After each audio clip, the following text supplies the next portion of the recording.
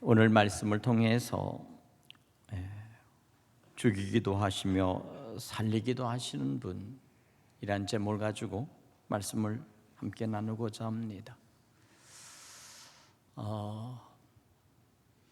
북한의 김정은 위원장이 지금 아주 생사가 위독하다는 뉴스가 접한 지 15일이 지나 지금 어떻게 됐는지는 알 수 없지만 한 가지는 참 사람이 우리가 살아가는 동안 우리의 생명이 하늘에 달려있고 하나님께 달려있다는 사실을 우리가 실감할 수밖에 없습니다. 하나님은 살리기시도 하시고 죽이시기도 하시는 그런 분이시라고 오늘 이 사무엘상에는 한나는 고백하고 있습니다. 인간적인 측면에서 삶과 죽음을 다루면 피해갈 수 없는 운명체적인 그러한 사건입니다. 이 문제는 성경에서 다룸에 있어 가장 현실적이고 실제적으로 다룬 그러한 성경이 욥기에 있습니다. 정말 욥이 말할 수 없는 고난과 어려움 속에서 그 속에서도 하나님께서는 그를 끝까지 구원하고자 하시는 하나님의 은혜의 섭리가 있었음을 알 수가 있습니다. 또한 우리의 인간의 삶의 죽음과 삶의 가장 어렵고 고통스러운 그런 어려움을 겪었던 사람, 바로 그 사람 중에 한 사람이 다윗입니다.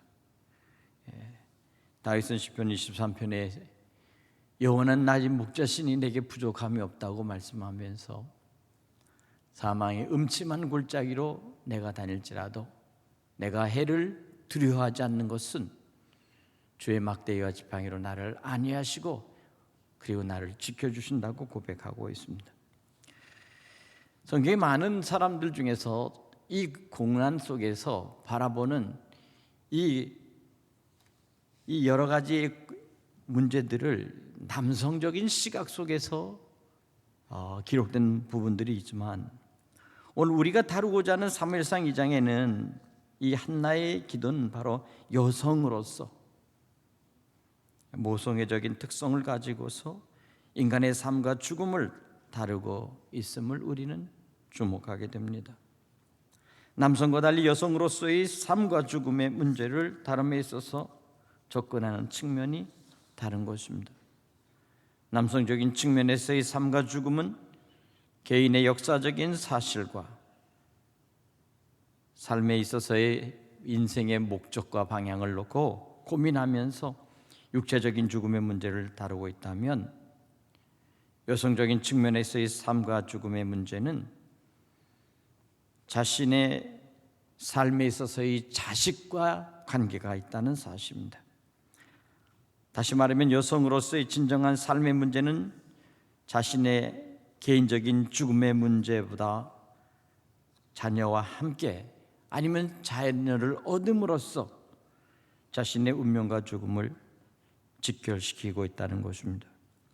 즉, 이 모성적인 접근이며 생명의 보존적인 측면에서 접근하고 있습니다. 다시 말씀드리자면 여성의 자기 정체성은 또한 생명의 보존은 바로 임신과 아기를 가짐과 그 아기를 몸속에 뱀으로 있어 출발한다는 것입니다. 오늘 이 시대를 보십시오. 아이를 낳지 하려는 그러한 시대적인 정서와 현실 속에서 곧 하나님의 생명의 보존에 반하는 그러한 현상 속에서 자녀를 낳지 않고 그리고 한 자녀만 낳아도 되겠다고 하는 그런 생각을 가지고 있는 생각이 팽배합니다. 이것은 하나님의 뜻을 거스리는 것입니다. 사람들은 말합니다. 한 자녀만 낳겠다는 것은 더 안 낳으려는 것이 아니라 잘 기르는 것에 강조가 있다라고 말합니다. 하나라도 제대로 기르겠다는 그런 말이 포함되어 있습니다. 그러나 한 가지 자세히 우리가 생각해 보면 아이를 누가 기릅니까? 부모가 기릅니다. 특별히 여자가 아이를 기릅니다. 그러나 우리는 생각해 보면 우리는 그 자녀를 정말 우리가 기르는 것인가에 대한 깊은 생각을 하게 됩니다. 전쟁 속에서도 아이는 태어나고 혹한과 경제적인 이 어려움 속에서도 아이는 태어납니다. 그러나 생명의 본질은 여자가 기르기 이전에 하나님께서 여자의 복중에 아이를 잉태케 하십니다. 그 어머니는 복중에서 10달을 아이를 기르는 것입니다. 다만 어머니의 탯줄에 매달려 공급받는 이 아이는 그 기간은 누구도 간섭할 수 없고 그 아이를 조작할 수도 없고 모체와 더불어 생명의 공동체로 살아가게 하되 철저하게 생명 주신 하나님께서, 조물주께서 그 아이를 그곳에서 양육하고 보존하신다는 것입니다. 그리고 나서 출산에 이르면 출산 이후의 문제는 바로 부모의 양육으로 이어지게 되는 것입니다.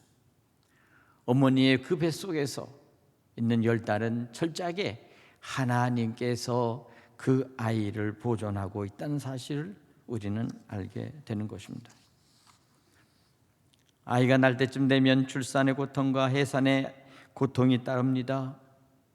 그리고 나서는 이제는 부모의 사랑 안에서 아이가 양육되는 것입니다. 비로소 이 아이에게 있어서의 사랑의 관계성이 시작되는 관계가 있고 가정 안에서의 생명의 질서 안에서 자녀는 이제 커가게 되는 것입니다. 자녀를 주신 그분께 감사하는 것은 바로 이 한 아이를 우리는 하나님의 선물이라고 그렇게 부르기 때문입니다. 자녀는 하나님 주신 선물이다, 이렇게 사람들은 여깁니다. 그러나 때로는 하나님 주신 이 선물이 때로는 천덕꾸러기가 될 수도 있고 때로는 태어나지 말아야 될 그런 원수 덩어리가 되기도 합니다.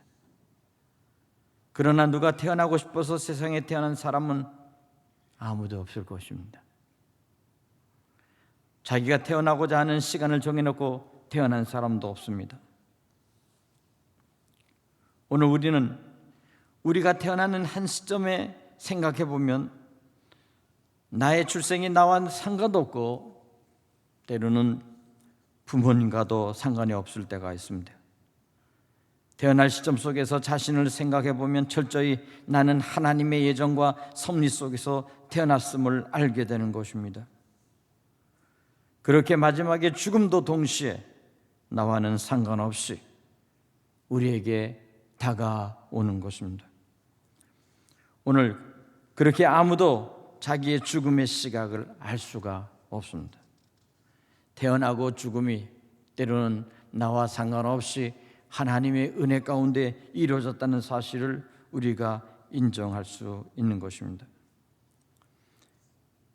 간혹 인간의 욕심과 타락으로 자기에게 목숨을 스스로 끊어버리는, 때로는 망가뜨리는 그러한 것을 볼 수가 있습니다. 때로는 스스로 목숨을 끊어서 하나님 앞에 범죄하며 하나님의 섭리에 배반하고 거스리는 일들도 인간들은 저지르는 것입니다. 그러나 이것은 철저하게 하나님의 은혜를 저버리는 것입니다. 하나님의 주권을 배신하는 것입니다. 내가 태어나서 생물학적, 육체적인 것을 지니고 성장하는 것은 온전히 우리 안에 인간적인 삶에 있어서의 마지막에 시간이 이를 때 스스로 소멸되고 스스로가 운명체적인 체념으로 끝이 나야 한다면 우리는 이와 같은 비극적이며 이와 같은 비관적인 삶을 살아서는 안 될 것입니다. 사랑하는 여러분, 오늘 저는 본문에서 여호와는 죽이기도 하시고 살리기도 하시는 분이시라고 하는 이 말씀을 가지고 우리는 다시 한번 우리가 스스로 삶에 있어서 진정으로 가장 가치 있는 삶이 무엇일까? 바로 그것은 하나님이 나와 함께 하심이라는 사실을 여러분 믿으시기를 바랍니다. 오늘 하나님께서는 우리를 이끌어 가시되 오늘 말씀을 통해서 죽이기도 하시고 살리기도 하신다. 스올 어두고 캄캄한 그 지옥에 내리게도 하시고 거기서부터 올리기도 하시는 분이시다, 이렇게 말씀합니다. 본문의 특징의 하나는 이겁니다. 다시 말하면 죽이기도 하시고 살리시기도 하시는 것입니다. 죽이는 데 관점이 있는 것이 아니라 하나님은 언제나 살리는 데 관점이 있고, 하나님은 스올 지옥에 내리기도 하시지만 거기서부터 우리를 구원하시고 다시 올리셔서 우리를 구원하시고자 하시는 하나님이라는 것을 오늘 강조하고 있습니다. 오늘 7절에도 보면 여호와는 가난하게도 하시고 부하게도 하시며 낮추기도 하시며 높이기도 하신다. 강조점이 언제나 뒤에 있습니다. 가난하게 하실지라도 우리를 다시 부하게 하신다. 낮추기도 하시지만 언제나 우리를 높이시기도 하신다. 다시 말하면 언제나 우리는 소망의 하나님이심을 우리에게 강조하고 있다는 것입니다. 오늘의 현실이 어렵습니까? 오늘에 처해진 우리의 모든 문제가 지금 위중합니까? 그러나 분명히 하나님께서는 이 어렵고 답답한 이 위중한 상태를 하나님께서는 바꾸어서 하나님은 이제 이 모든 근심과 염려와 걱정에서부터 우리를 벗어나게 할 것이라는 것입니다. 믿으십니까? 예. 오늘 8절에 보면 가난한 자를 진토에서 일으키시며 라고 말합니다.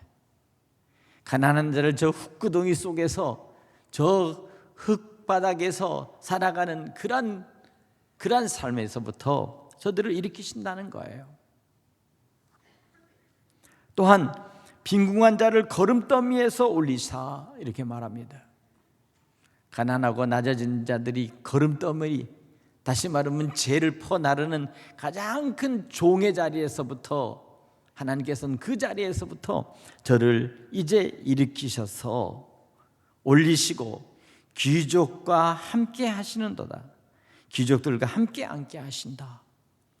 다시 말, 이 말은 무엇입니까? 바로 신분의 상승을 의미합니다.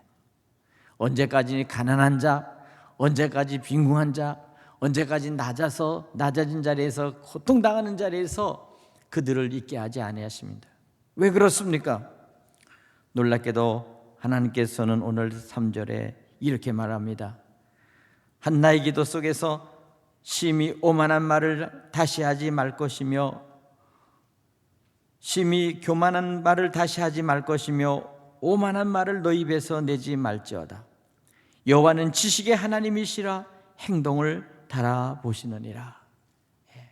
바로 지식의 하나님, 한나가 알고 있었던 것은 하나님은 지식의 하나님이시라는 것입니다.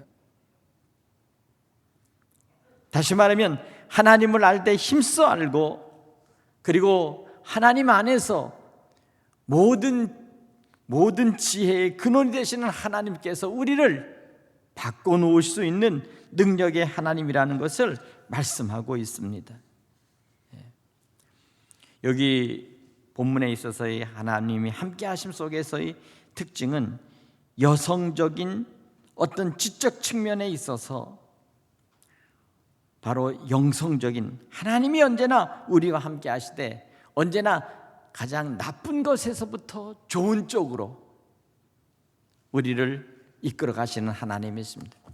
그래서 오늘 본문을 계속 보면 오늘 여기 이렇게 말씀합니다. 오늘 5절에도 풍족한 자들은 양식하여 품을 팔고 줄이던 자들은 다시 줄이지 아니하도다. 전에 임신하지 못했던 자가 7을 낳았고 많이 자녀든 둔 자는 쇠약하도다. 이렇게 말씀합니다. 오늘 사랑하는 여러분, 오늘 우리는 한나의 기도를 통해서 다시 한번 우리가 한나가 하나님 앞에 기도하는 것은 무엇입니까? 바로 그것은 하나님은 언제나 나쁜 것에서부터 좋은 것으로 모든 것들을 바꿔놓으시는 하나님이시라는 거예요. 지금의 환경이 아무리 나쁘고, 때로는 지금의 환경이 경제적으로 어렵고, 지금의 환경이 모든 사람들이 가장 빈궁하고, 때로는 가난이 우리에게 찾아온다 할지라도 우리가 끝까지 하나님의 은혜를 의지하고, 그리고 하나님을 우리가 알면 그 하나님을 아는 하나님을 아는 그 하나님에 대한 그분은, 내가 알고 있는 그분은 언제나 나쁜 것에서부터, 가장 고통스러운 그 자리로부터 하나님께서는 언제나 이 모든 것들을 좋은 자리로 바꿔놓으시는 분이시라는 것을 강조하고 있습니다.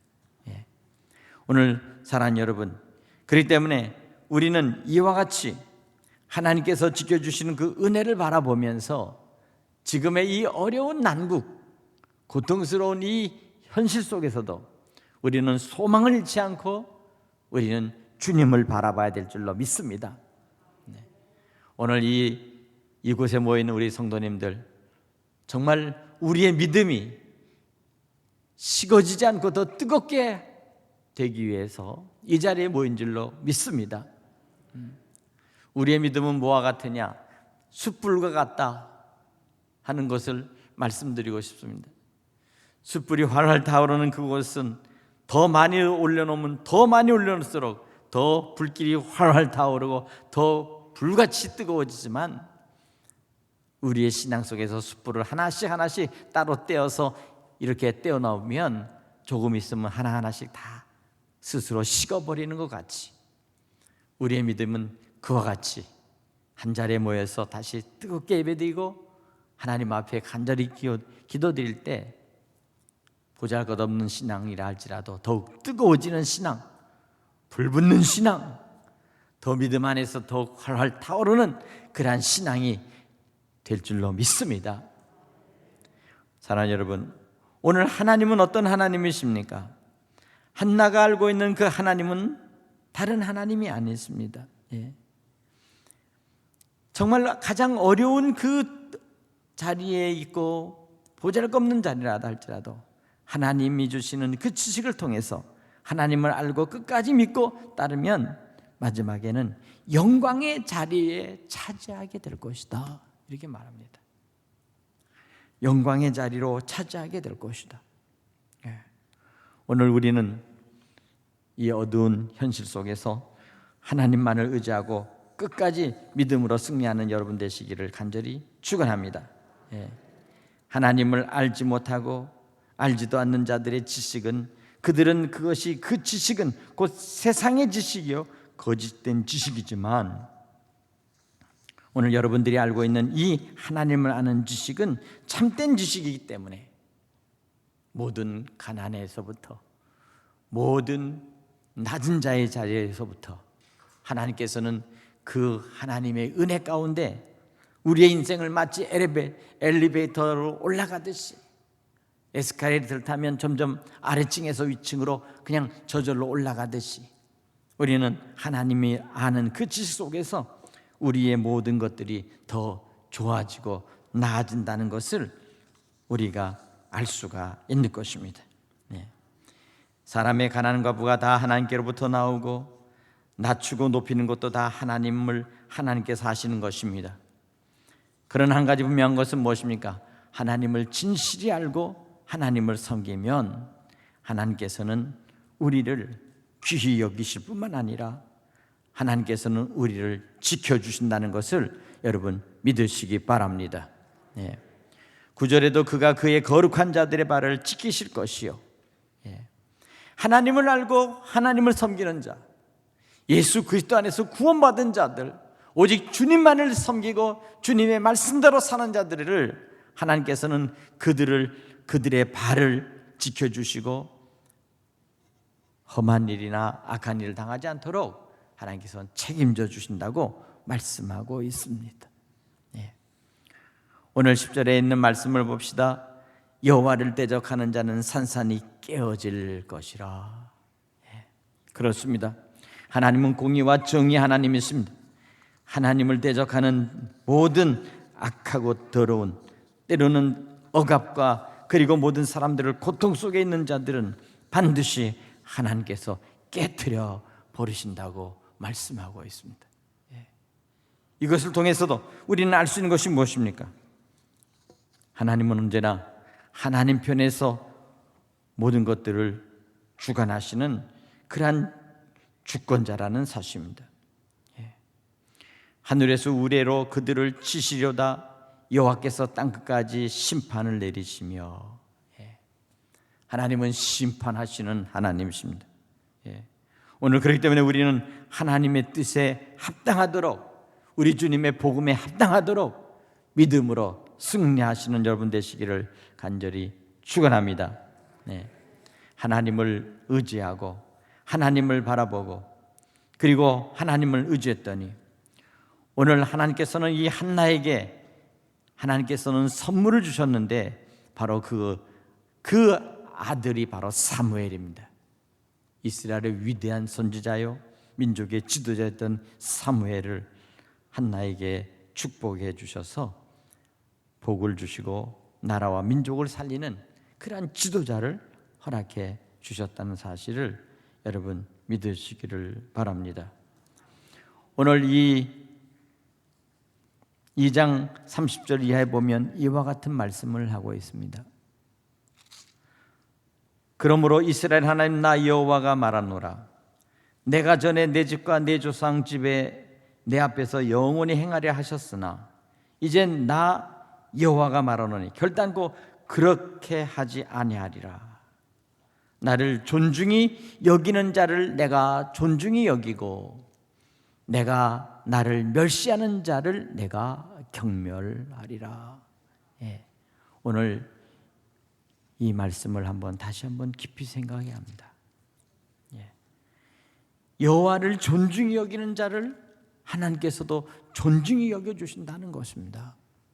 그러나 나를 멸시하고 나를 대적하는 자를 내가 경멸할 것이다.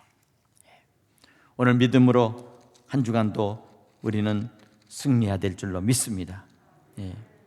오늘 이와 같은 믿음을 가지고 우리는 하나님을 존중히 여기며 하나님을 아는 지식, 우리가 하나님 말대로 힘써 하나님을 알고 그리고 하나님의 말씀에 순종하고 존중하는 사랑하는 성도들 될 수 있기를 간절히 축원합니다. 오늘 그와 같을 때 하나님께서는 그 가정과 그 기업 위에 복의 복을 더하여 주실 줄로 믿습니다. 오늘 여기 여호와는 죽이기도 하시고 살리기도 하시는 하나님이시다. 우리는 이 말씀을 다시 한번 깊이 생각하면서 우리는 이 한 주간 동안에 언제나 하나님께 우리의 소망을 두고 믿음 안에서 하나님께 복된 삶을 살아가는 여러분 되시기를 주님의 이름으로 간절히 축원합니다. 축원합니다. 기도하겠습니다. 하나님 아버지